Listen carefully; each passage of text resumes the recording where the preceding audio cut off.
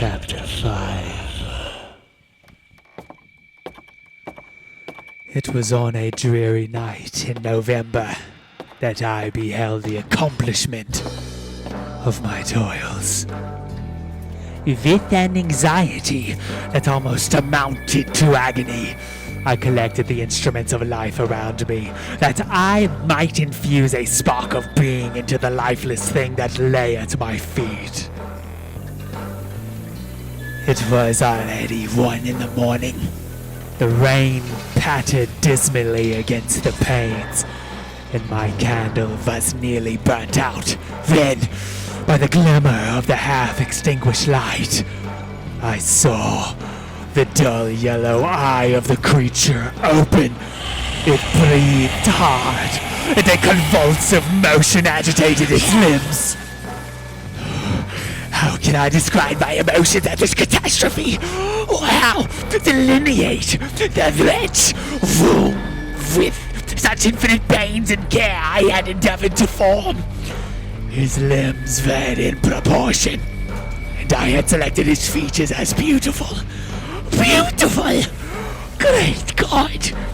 His yellow skin scarcely covered the work of muscles and arteries beneath.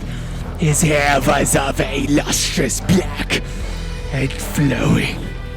His teeth of a pearly whiteness, but these luxuriances only formed a more horrid contrast with his watery eyes that seemed almost of the same color as the dun white sockets in which they were set, the shriveled complexion and straight black lips. The different accidents of life are not so changeable as the feelings of human nature. I had worked hard for nearly 2 years for the sole purpose of infusing life into an inanimate body. For this I had deprived myself of rest and health. I had desired it with an ardor that far exceeded moderation. But now that I had finished, the beauty of the dream vanished, and breathless horror and disgust filled my heart. Unable to endure the aspect of the being I had created, I rushed out of the room and continued a long time traversing my bedchamber, unable to compose my mind to sleep. At length, lassitude succeeded to the tumult I had before endured, and I threw myself on the bed in my clothes, endeavoring to seek a few moments of forgetfulness, but it was in vain. I slept, indeed, but I was disturbed by the wildest dreams.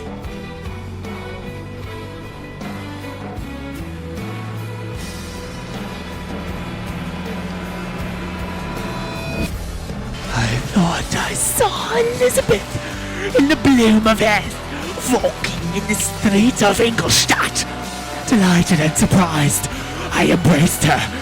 But as I imprinted the first kiss on her lips, they became livid with the hue of death. Her features appeared to change, and I thought that I held the corpse of my dead mother in my arms. A shroud enveloped her form, and I saw the grey worms crawling in the folds of the flannel.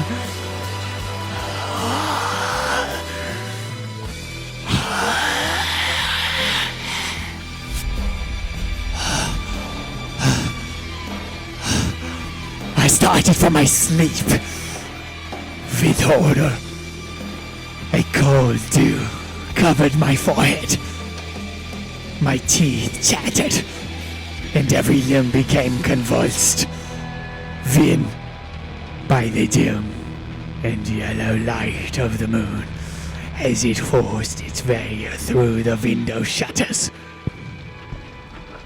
I beheld the wretch, the miserable monster whom I had created.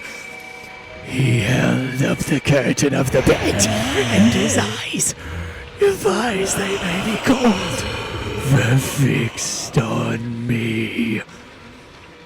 His jaws opened, and he muttered some inarticulate sounds while a grin wrinkled his cheeks.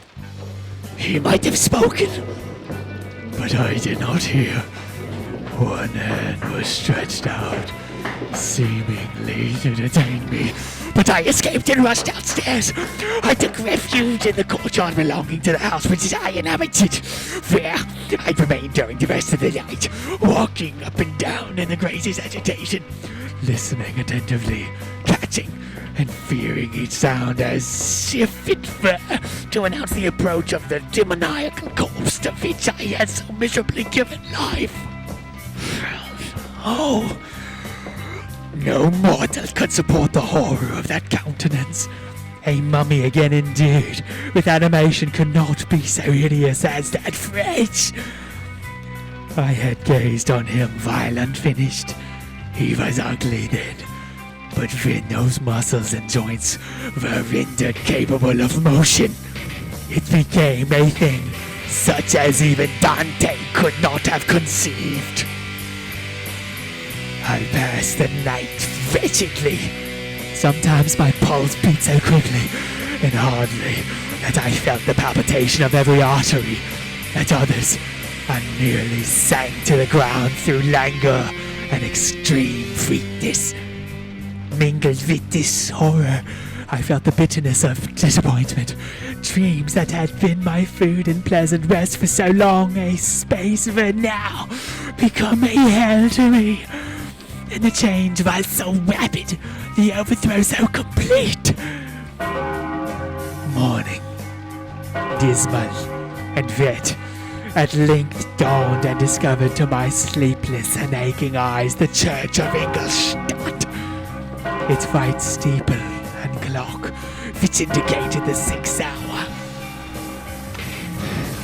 The porter opened the gates of the court, which had that night been my asylum, and I issued into the streets, pacing them with quick steps, as if I sought to avoid the wretch whom I feared every turning of the street would present to my view. I did not dare return to the apartment which I inhabited, but felt impelled to hurry on, although drenched by the rain which poured from a black and comfortless sky. I continued walking in this manner for some time, endeavoring by bodily exercise to ease the load that weighed upon my mind. I traversed the streets without any clear conception of where I was or what I was doing. My heart palpitated in the sickness of fear, and I hurried on with irregular steps, not daring to look about me.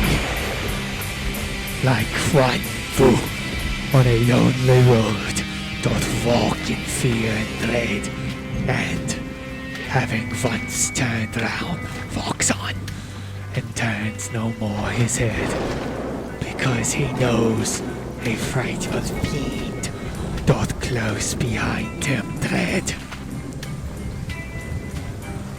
Continuing thus, I came at length opposite to the end at which the various diligences and carriages usually stopped. Here I paused, I knew not why, but I remained some minutes with my eyes fixed on a coach that was coming towards me from the other end of the street. As it drew nearer, I observed that it was the Swiss diligence. It stopped just where I was standing, and on the door being opened, I perceived Henry Clerval, who, on seeing me, instantly sprung out. "My dear Frankenstein!" exclaimed he. "How glad I am to see you! How fortunate that you should be here at the very moment of my alighting!" Nothing could equal my delight on seeing Clerval. His presence brought back to my thoughts my father, Elizabeth, and all those scenes of home so dear to my recollection.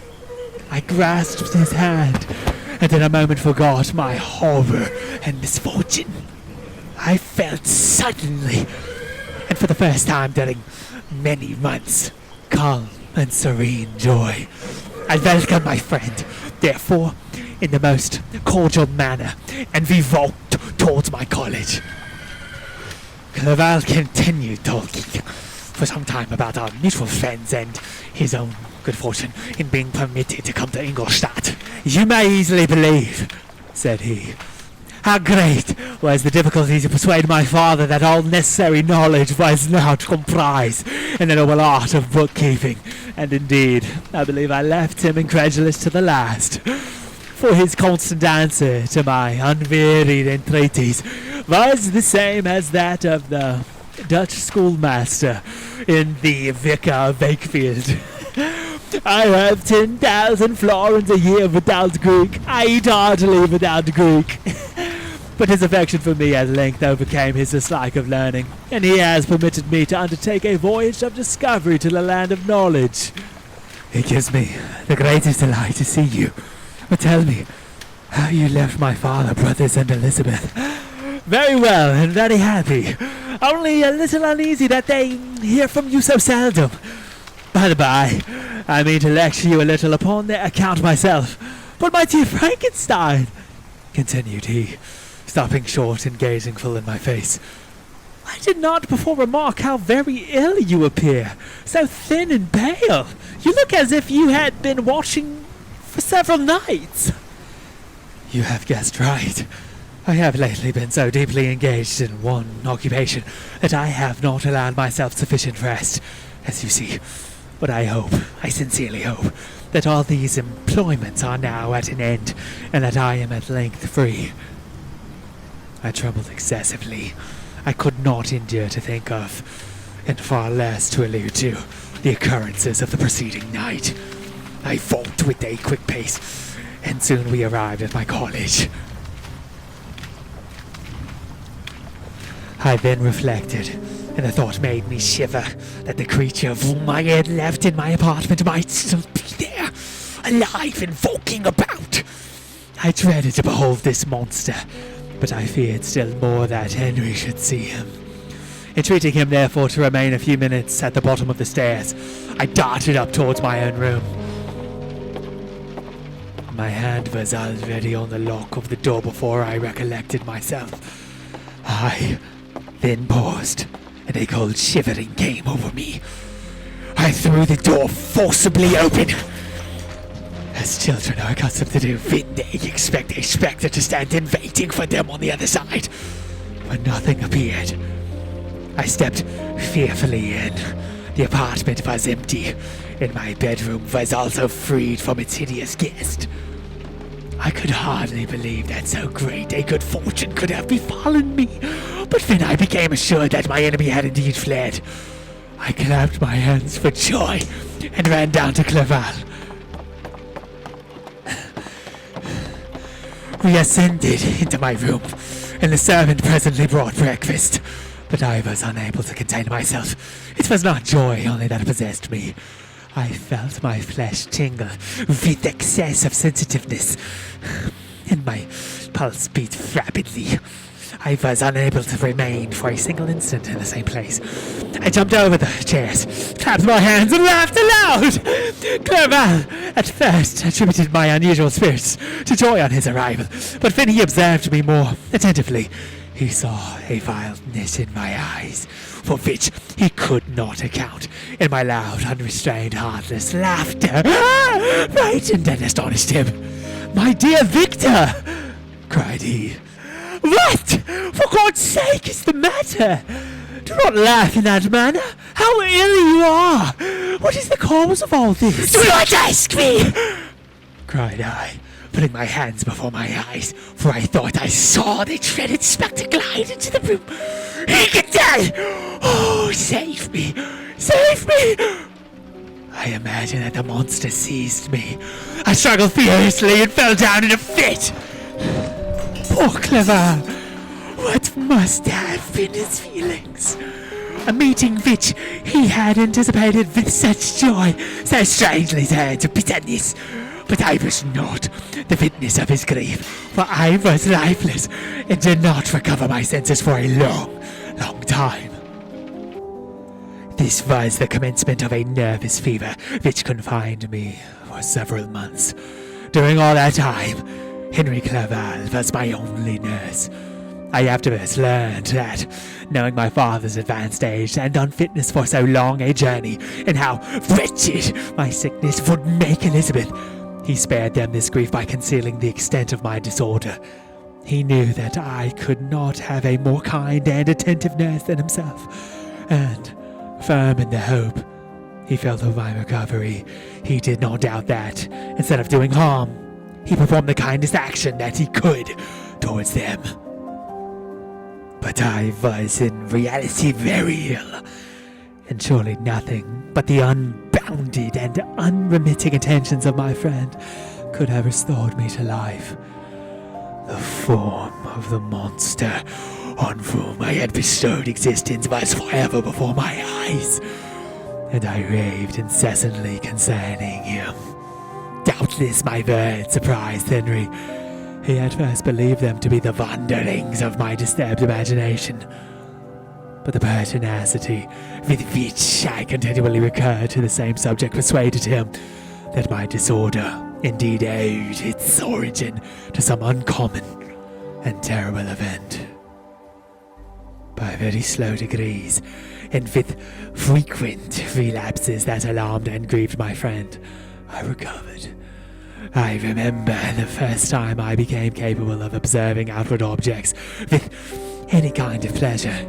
I perceived that the fallen leaves had disappeared, and that the young buds were shooting forth from the trees that shaded my window. It was a divine spring, and the season contributed greatly to my convalescence. I felt also sentiments of joy and affection revive in my bosom. My gloom disappeared, and in a short time I became as cheerful as before I was attacked by the fatal passion. "Dearest Clerval," exclaimed I, "how kind, how very good you are to me. This full winter, instead of being spent in study, as you promised yourself, has been consumed in my sick room. How shall I ever repay you? I feel the greatest remorse for the disappointment of which I have been the occasion. But you will forgive me. You will repay me entirely if you do not discompose yourself. But get well, as fast as you can, and since you appear in such good spirits, I may speak to you on one subject, may I not?" I trembled. One subject? What could it be? Could he allude to an object on whom I dared not even think?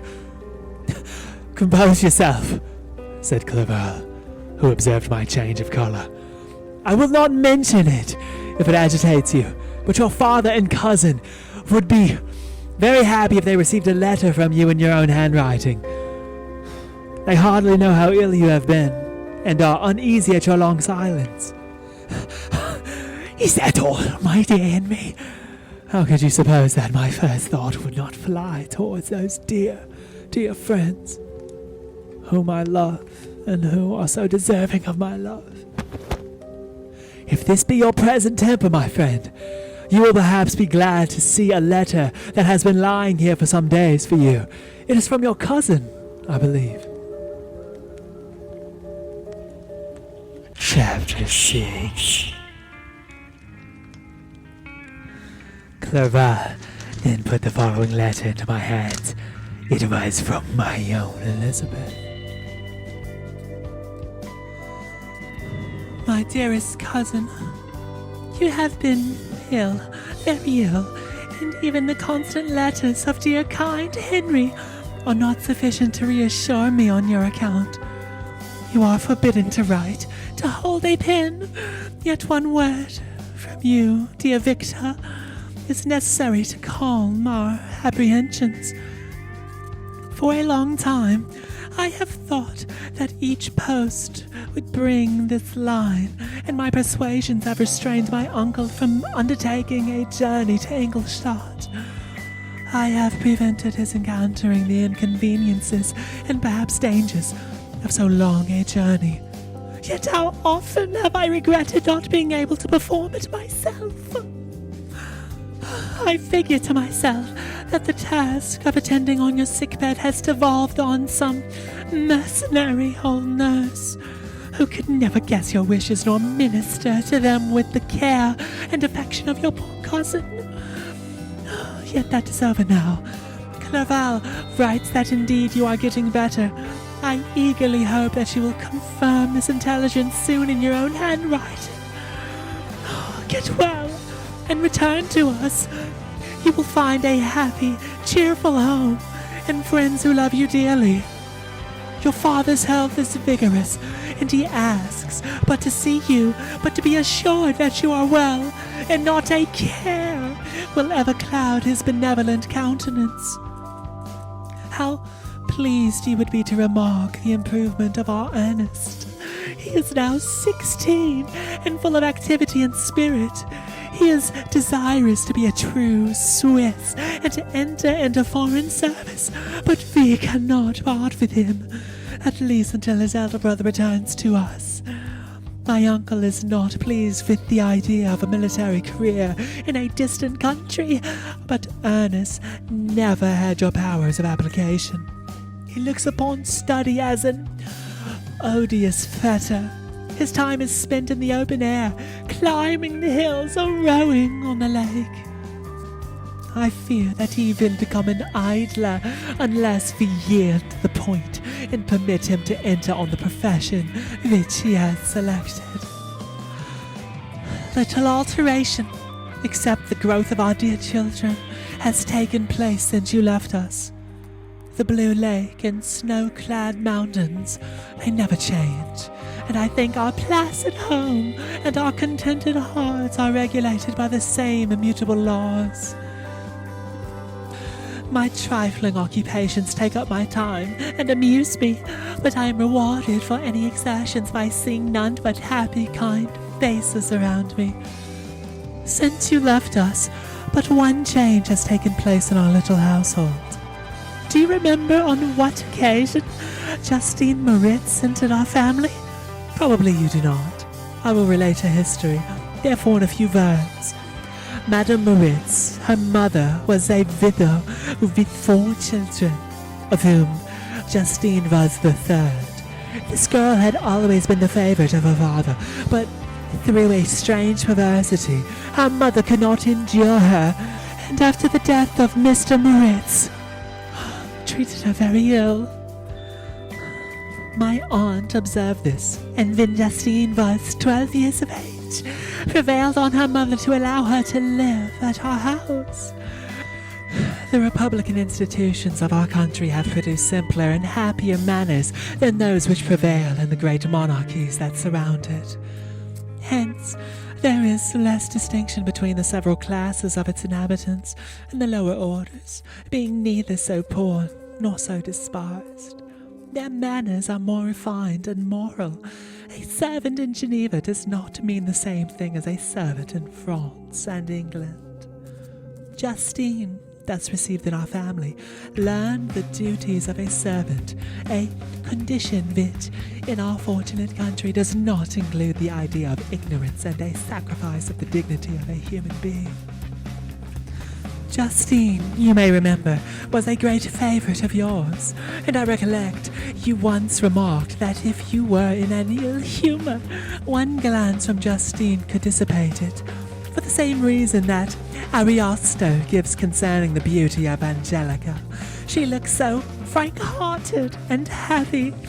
My aunt conceived a great attachment for her, by which she was induced to give her an education superior to that which she had at first intended.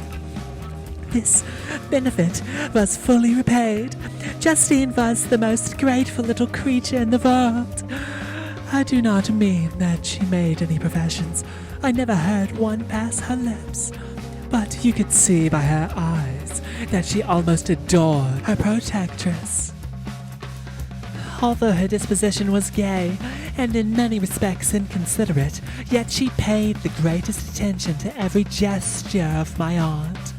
She thought her the model of all excellence, and endeavoured to imitate her phraseology and manners, so that even now she often reminds me of her. When my dearest aunt died, everyone was too much occupied in their own grief to notice poor Justine, who had attended her during her illness with the most anxious affection. Poor Justine was very ill, but the other trials were reserved for her. One by one, Her brothers and sister died, and her mother, with the exception of her neglected daughter, was left childless. The conscience of the woman was troubled. She began to think that the deaths of her favorites was a judgment from heaven to chastise her partiality. She was a Roman Catholic, and I believe her confessor confirmed the idea which she had conceived. Accordingly, a few months after your departure for Ingolstadt, Justine was called home by her repentant mother. Poor girl. She wept when she quitted our house. She was much altered since the death of my aunt. Grief had given softness and a winning mildness to her manners, which had before been remarkable for vivacity. Nor was her residence at her mother's house of a nature to restore her gaiety. The poor woman was very vacillating in her repentance. She sometimes begged Justine to forgive her unkindness, but much oftener accused her of having caused the deaths of her brothers and sister. Perpetual fretting at length threw Madame Boritz into a decline, which at first increased her irritability, but she is now at peace forever. She died on the first approach of cold weather at the beginning of the last winter. Justine has just returned to us, and I assure you I love her tenderly. She is very clever and gentle and extremely pretty. As I mentioned before, her mien and her expression continually remind me of my dear aunt. I must also say a few words to you, my dear cousin, of little darling William. I wish you could see him. He is very tall of his age, with sweet laughing blue eyes, dark eyelashes and curling hair. When he smiles, 2 little dimples appear on each cheek, which are rosy with health. He has already had 1 or 2 little wives, but Louisa Biron is his favorite, a pretty little girl of 5 years of age. Now, dear Victor, I dare say you wish to be indulged in a little gossip concerning the good people of Geneva. The pretty Miss Mansfield has already received the congratulatory visits on her approaching marriage with a young Englishman, John Melbourne, Esquire. Her ugly sister, Manon, married Mr. Duvillard, the rich banker, last autumn. Your favorite schoolfellow, Louis Manoir, has suffered several misfortunes since the departure of Clerval from Geneva. But he has already recovered his spirits and is reported to be on the point of marrying a lively, pretty French woman, Madame Tavernier. She is a widow and much older than Manoir, but she is very much admired and a favorite with everybody. I have written myself into better spirits, dear cousin, but my anxiety returns upon me as I conclude. Write, dearest Victor. 1 line, 1 word will be a blessing to us. 10,000 thanks to Henry for his kindness, his affection, and his many letters. We are sincerely grateful. Adieu, my cousin. Take care of yourself, and I entreat you, write. Elizabeth Lavenza, Geneva, March 18th, 17-. Dear Elizabeth, I exclaimed when I had read her letter. I will write instantly and relieve them from the anxiety they must feel. I wrote, and this exertion greatly fatigued me, but my convalescence had commenced and proceeded regularly. In another fortnight I was able to leave my chamber. One of my first duties on my recovery was to introduce Clerval to the several professors of the university. In doing this, I underwent a kind of rough usage, ill-befitting the wounds that my mind had sustained. Ever since the fatal night, the end of my labors and the beginning of my misfortunes, I had conceived a violent antipathy even to the name of natural philosophy. When I was otherwise quite restored to health, the sight of a chemical instrument would renew all the agony of my nervous symptoms. Henry saw this and had removed all my apparatus from my view. He had also changed my apartment, for he perceived that I had acquired a dislike for the room which had previously been my laboratory. But these cares of Clerval were made of no avail when I visited the professors. Mr. Waldman inflicted torture when he praised with kindness and warmth the astonishing progress I had made in the sciences. He soon perceived that I disliked the subject, but not guessing the real cause. He attributed my feelings to modesty and changed the subject from my improvement to the science itself, with a desire, as I evidently saw, of drawing me out. What could I do? He meant to please, and he tormented me. I felt as if he had placed carefully, one by one, in my view those instruments which were to be afterwards used in putting me to a slow and cruel death. I writhed under his words, yet dared not exhibit the pain I felt. Clerval, whose eyes and feelings were always quick in discerning the sensations of others, declined the subject, alleging, in excuse, his total ignorance, and the conversation took a more general turn. I thanked my friend from my heart, but I did not speak. I saw plainly that he was surprised, but he never attempted to draw my secret from me, and although I loved him with a mixture of affection and reverence that knew no bounds, yet I could never persuade myself to confide in him that event which was so often present in my recollection, but which I feared the detail to another would only impress more deeply. Mr. Klemp was not equally docile, and in my condition at that time of almost insupportable sensitiveness, his harsh, blunt encomiums gave me even more pain than the benevolent approbation of Mr. Waldman. Damn the fellow, cried he. Why, Mr. Clerval, I assure you, he has outstripped us all. Aye, stay if you please, but it is nevertheless true. A youngster who, but a few years ago, believed in Cornelius Agrippa as firmly as in the gospel, has now set himself at the head of the university, and if he is not soon pulled down, we shall all be out of countenance. Aye, continued he, observing my face expressive of suffering. Mr. Frankenstein is modest, an excellent quality in a young man. Young men should be diffident of themselves, you know. Mr. Clerval, I was myself when young, but that wears out in a very short time. Mr. Klemp had now commenced a eulogy on himself, which happily turned the conversation from a subject that was so annoying to me. Clerval had never sympathized in my taste for natural science, and his literary pursuits differed wholly from those which had occupied me.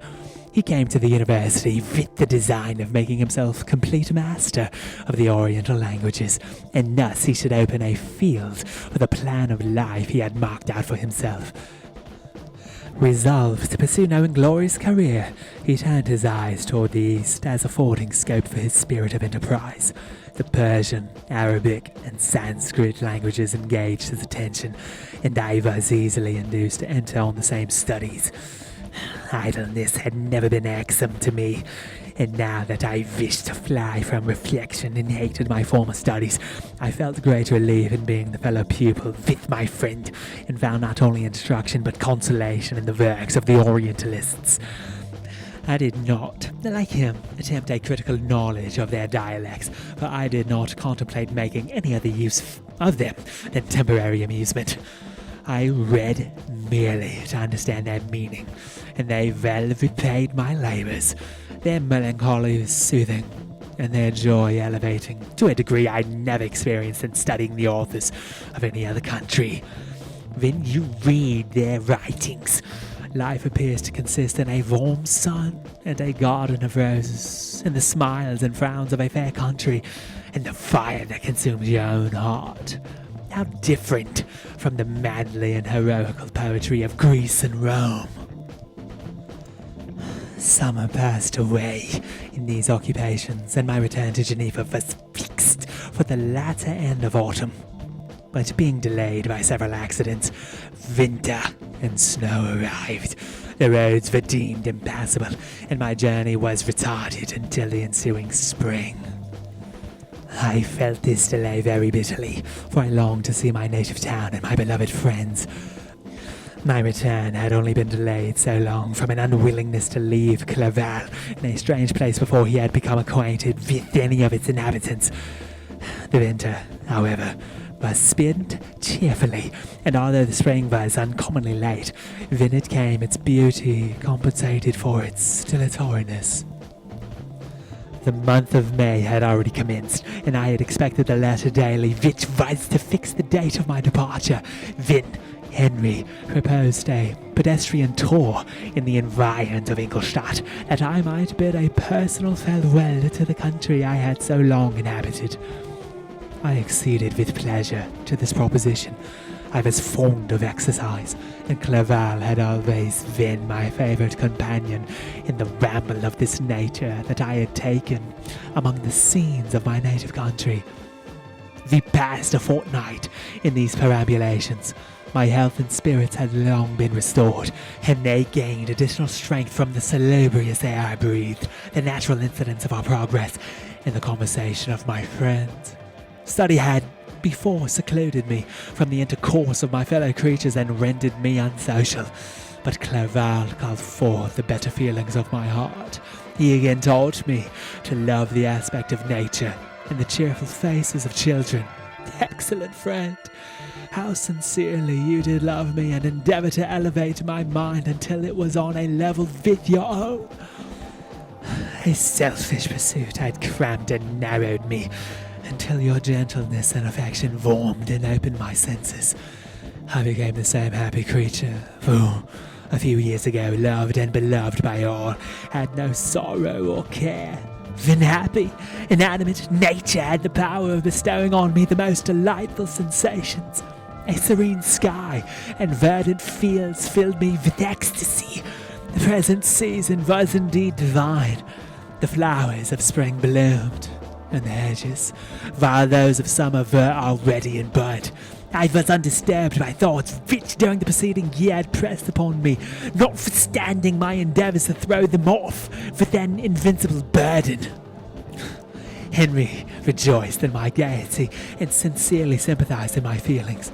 He exerted himself to amuse me, while he expressed the sensations that filled his soul. The resources of his mind on this occasion were truly astonishing. His conversation was full of imagination, and very often in imitation of the Persian and Arabic writers. He invented tales of wonderful fancy and passion. At other times he repeated my favourite poems or drew me out into arguments which he supported with great ingenuity. We returned to our college on a Sunday afternoon. The peasants were dancing, and everyone we met appeared gay and happy. My own spirits were high, and I bounded along with feelings of unbridled joy and hilarity.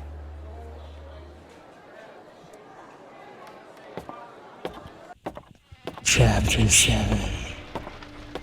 On my return, I found the following letter from my father. My dear Victor, you have probably waited impatiently for a letter to fix the date of your return to us, and I was at first tempted to write only a few lines, merely mentioning the day on which I should expect you, but that would be a cruel kindness, and I dare not do it. What would be your surprise, my son, when you expected a happy and glad welcome to behold, on the contrary, tears and wretchedness? And how, Victor, can I relate our misfortune? Absence cannot have rendered you callous to our joys and griefs, and how shall I inflict pain on my long absent son? I wish to prepare you for the woeful news, but I know it is impossible. Even now your eye skims over the page to seek the words which are to convey to you the horrible tidings. William is dead. That sweet child whose smiles delighted and warmed my heart, who was so gentle yet so gay. Victor, he is murdered. I will not attempt to console you, but will simply relay the circumstances of the transaction. Last Thursday, May 7th, I, my niece, and your two brothers went to walk in plain ballet. The evening was warm and serene, and we walked our walk farther than usual. It was already dusk before we thought of returning, and then we discovered that William and Ernest, who had gone on before, were not to be found. We accordingly rested on a seat until they should return. Presently Ernest came and inquired if we had seen his brother. He said that he had been playing with him, that William had run away to hide himself, and that he vainly sought for him, and afterwards waited for a long time, but that he did not return. This account rather alarmed us, and we continued to search for him until night fell, when Elizabeth conjectured that he might have returned to the house. He was not there. We returned again, with torches, for I could not rest when I thought that my sweetest boy had lost himself and was exposed to all the damps and dews of night. Elizabeth also suffered extreme anguish.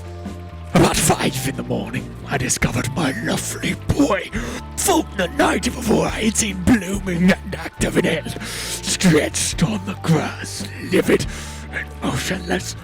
The print of the murder's finger was on his neck. He was conveyed home, and the anguish that was visible in my countenance betrayed the secret to Elizabeth. She was very earnest to see the corpse. At first I attempted to prevent her, but she persisted, and entering the room where it lay, hastily examined the neck of the victim, and clasping her hands exclaimed, "Oh God, I have murdered my darling child!" She fainted, and was restored with extreme difficulty. When she again lived, it was only to weep and sigh. She told me that same evening William had teased her to let him wear a very valuable miniature that she possessed of your mother. This picture is gone, and was doubtless the temptation which urged the murderer to the deed. We have no trace of him at present, although our exertions to discover him are unremitted. But they will not restore my beloved William! Come, dearest Victor, you alone can console Elizabeth. She weeps continually, and accuses herself unjustly as the cause of his death. Her words pierce my heart. We are all unhappy. But will not that be an additional motive for you, my son, to return and be our comforter? Your dear mother. Alas, Victor, I now say, thank God she did not live to witness the cruel, miserable death of her youngest darling. Come, Victor, not brooding thoughts of vengeance against the assassin, but with feelings of peace and gentleness that will heal, instead of festering the wounds of our minds. Enter the house of mourning, my friend, but with kindness and affection for those who love you, and not with hatred for your enemies. Your affectionate and afflicted father, Alphonse Frankenstein, Geneva, May 12th, 17-. Clerval, who had watched my countenance as I read this letter, was surprised to observe the despair that succeeded the joy I at first expressed on receiving news from my friends. I threw the letter on the table and covered my face with my hands. "My dear Frankenstein!" exclaimed Henry when he perceived me weep with bitterness. "Are you always to be unhappy, my dear friend? What has happened? I motioned him to take up the letter while I walked up and down the room in extremest agitation. Tears also gushed from the eyes of Clerval as he read the account of my misfortune. I can offer you no consolation, my friend, said he. Your disaster is irreparable. What do you intend to do? To go instantly to Geneva. Come with me, Henry, to order the horses.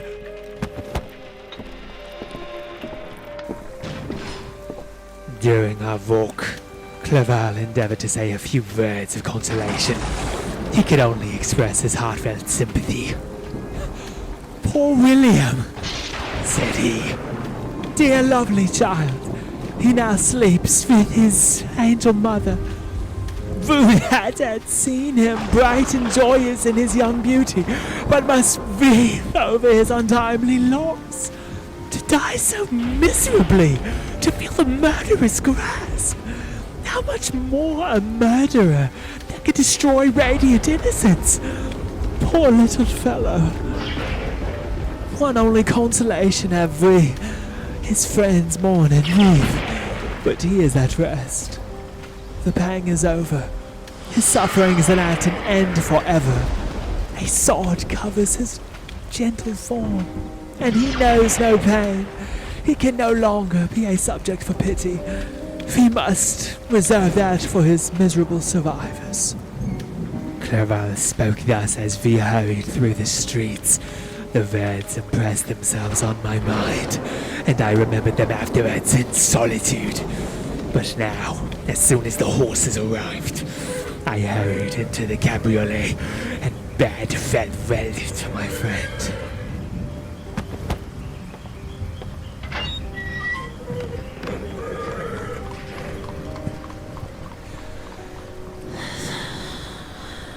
My journey was very melancholy. At first, I wished to hurry on, for I longed to console and sympathize with my loved and sorrowing friends. But when I drew near my native town, I slackened my progress. I could hardly sustain the multitude of feelings that crowded into my mind. I passed through scenes familiar to my youth, but which I had not seen for nearly 6 years. How altered everything might be during that time. One sudden and desolating change had taken place, but 1,000 little circumstances might have by degrees worked other alterations, which, although they were done more tranquilly, might not be. Lest this ice of fear overcame me, I dared no advance, dreading 1,000 nameless evils that made me tremble, although I was unable to define them. I remained 2 days at Lausanne in this pitiable state of mind. I contemplated the lake. The waters were placid. All around was calm, and the snowy mountains, the palaces of nature, were not changed. By degrees, the calm and heavenly scene restored me, and I continued my journey towards Geneva.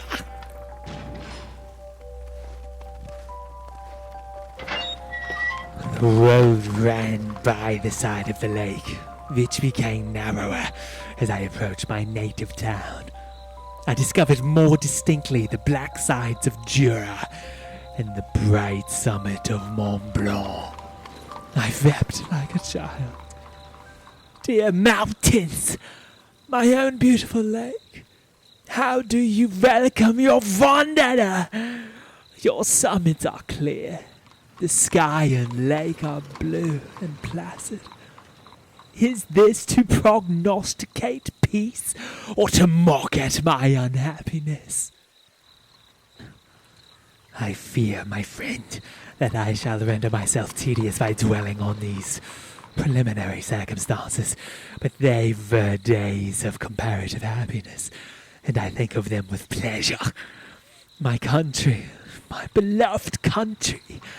But the native can tell the delight I took in again beholding thy streams, thy mountains. and more than all, thy lovely lake. Yet, as I drew nearer home, grief and fear again overcame me. Night also closed around, and when I could hardly see the dark mountains, I felt still more gloomily. The picture appeared, a vast and dim scene of evil, and I foresaw obscurely that I was destined to become the most wretched of human beings. Alas, I prophesied truly, and failed only in one single circumstance, that in all the misery I imagined and dreaded, I did not conceive the 100th part of the anguish I was destined to endure. It was completely dark when I arrived in the environs of Geneva. The gates of the town were already shut, and I was obliged to pass the night at Secheron, a village at the distance of half a league from the city. The sky was serene, and as I was unable to rest, I resolved to visit the spot where my poor William had been murdered. As I could not pass through the town, I was obliged to cross the lake in a boat to arrive at Plain Palais. During this short voyage, I saw the lightning playing on the summit of Mont Blanc and the most beautiful figures. The storm appeared to approach rapidly, and, on landing, I ascended a low hill that I might observe its progress. It advanced, the heavens were clouded, and I soon felt the rain coming slowly in large drops, but its violence quickly increased.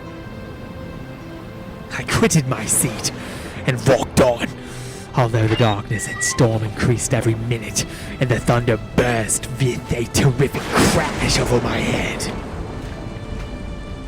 It was echoed from Salève, the Jura, and the Alps of Savoy.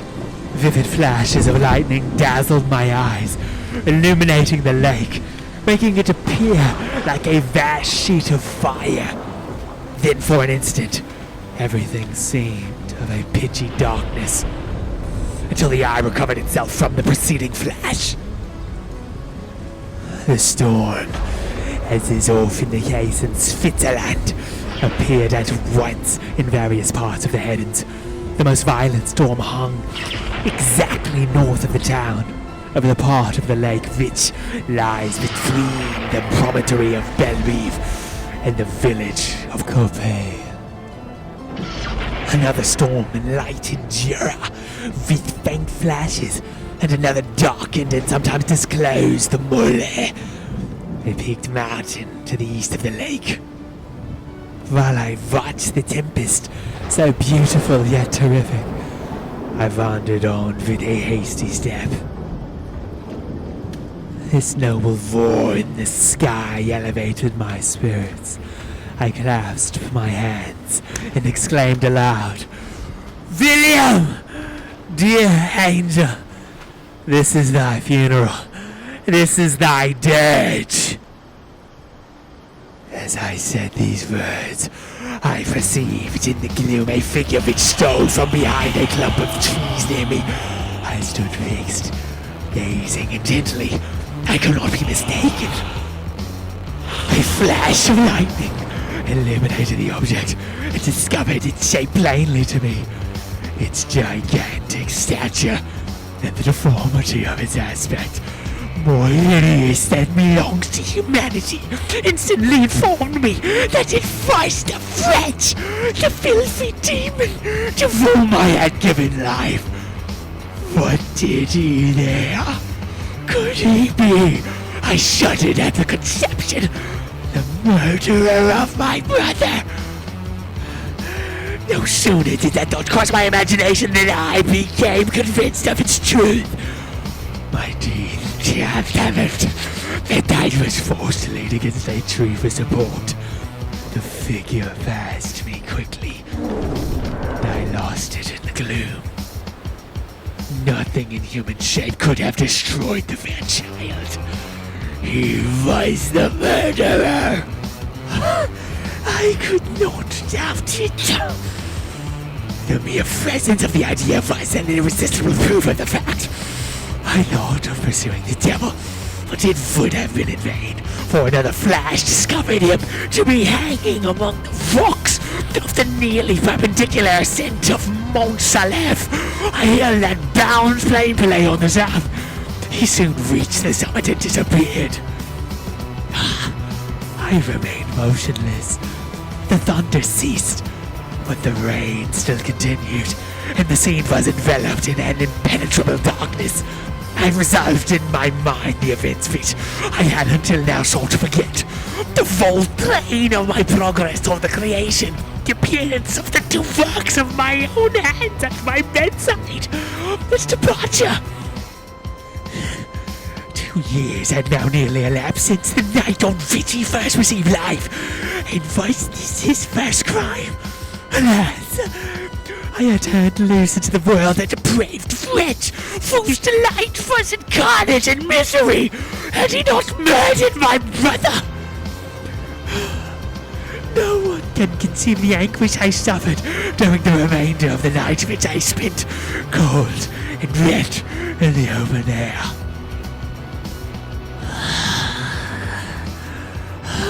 But I did not fear the inconvenience of the weather. My imagination was busy in scenes of evil and despair. I considered the being whom I had cast among mankind and endowed with the violent power to effect purposes of horror, such as the deed which he had now done, nearly in the light of my own vampire. My own spirit let loose from the grave and forced to destroy all that was dear to me.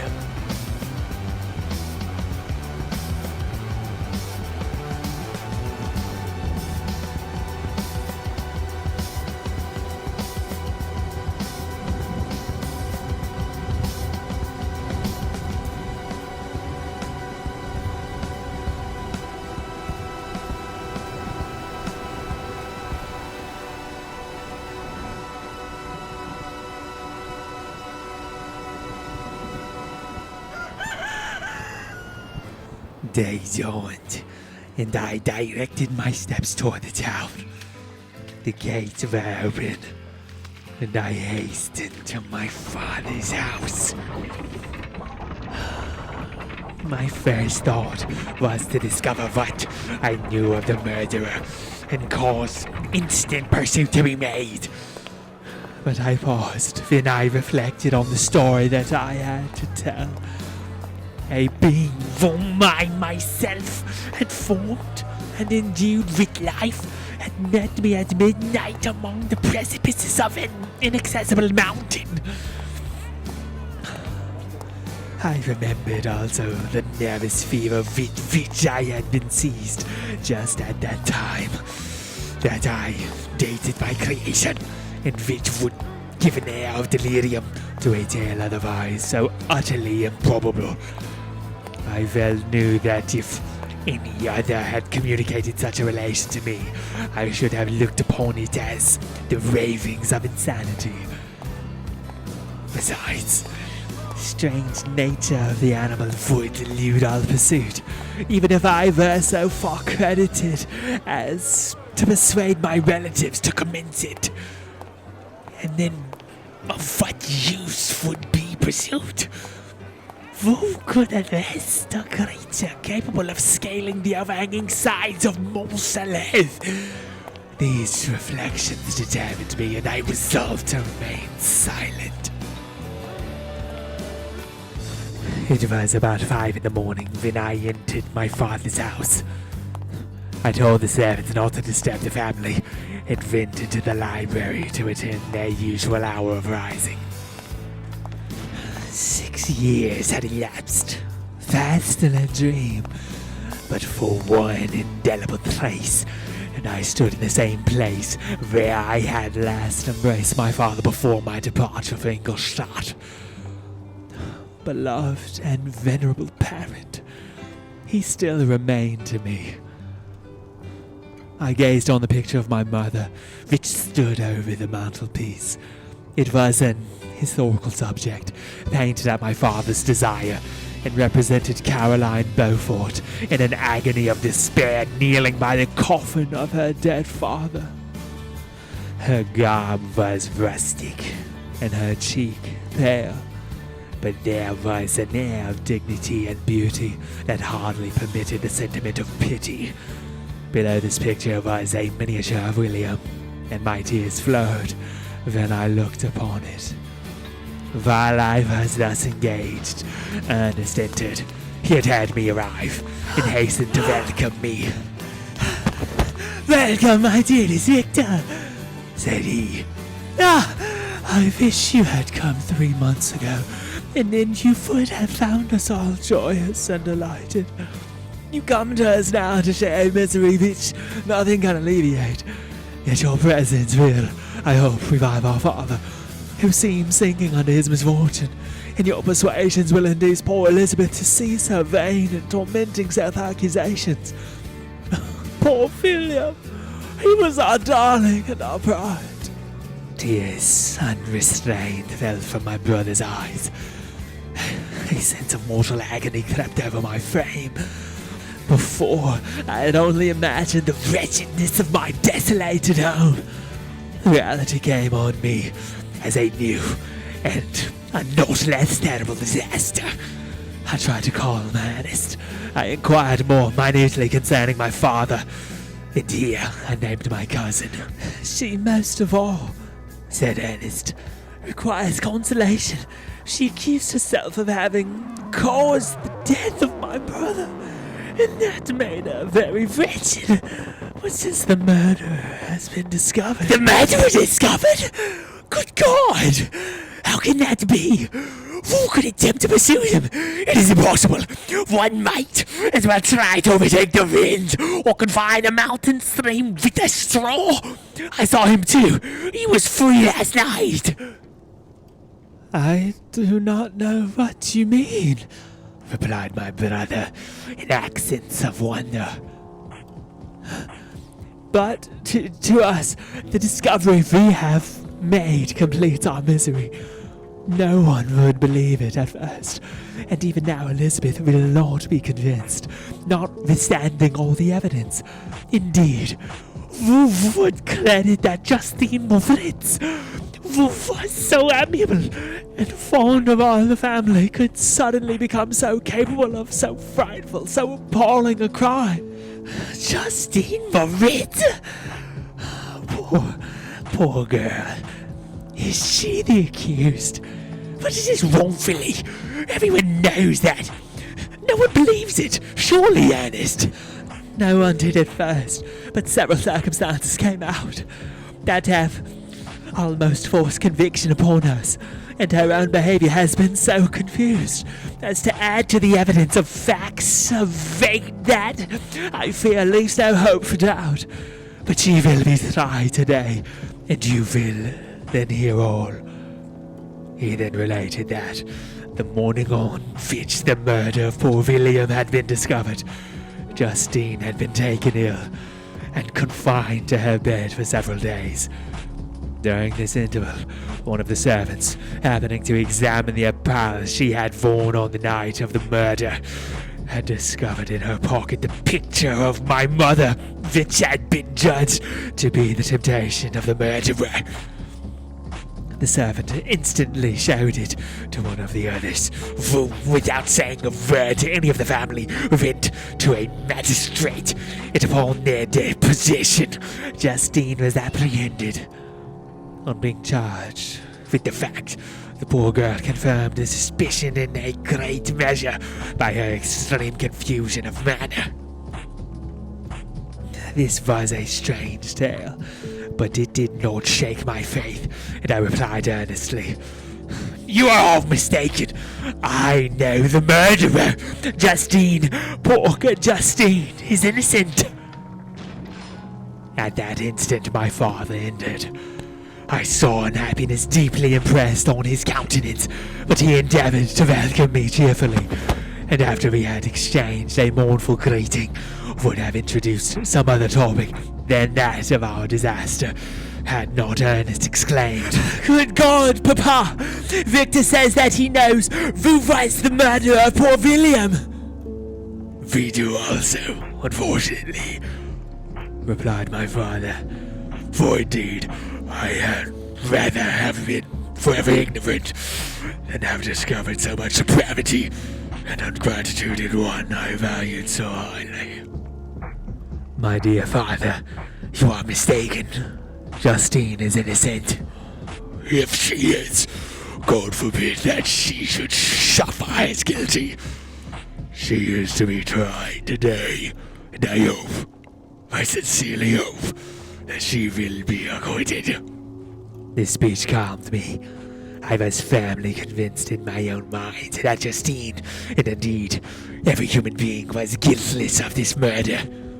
I had no fear, therefore, that any circumstantial evidence could be brought forward strong enough to convict her. My tale was not one to announce publicly.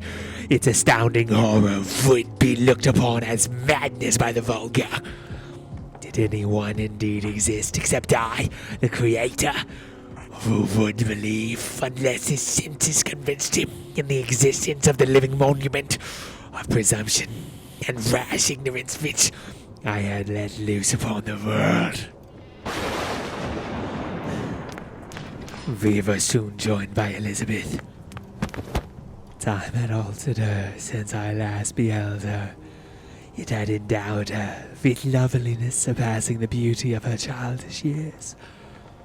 There was the same candor, the same vivacity, but it was allied to an expression more full of sensibility and intellect. She welcomed me with the greatest affection. Your arrival, my dear cousin, said she, fills me with hope.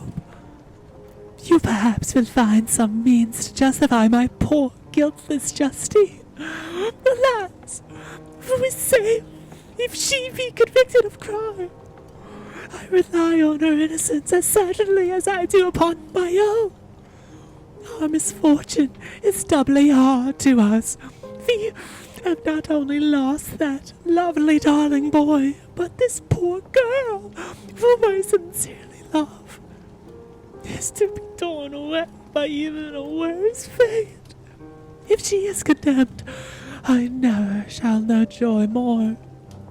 But she will not. I am sure she will not. And then I shall be happy again, even after the sad death of my little William. She is innocent, my Elizabeth, said I, and that shall be proved. Fear nothing, but let your spirits be cheered by the assurance of her acquittal. How kind and generous you are! Everyone else believes in her guilt, and that made me wretched, for I knew that it was impossible, and to see everyone else prejudiced in so deadly a manner rendered me hopeless and despairing. She wept. Dearest niece, said my father, dry your tears. If she is, as you believe, innocent, rely on the justice of our laws, and the activity with which I shall prevent the slightest shadow of partiality.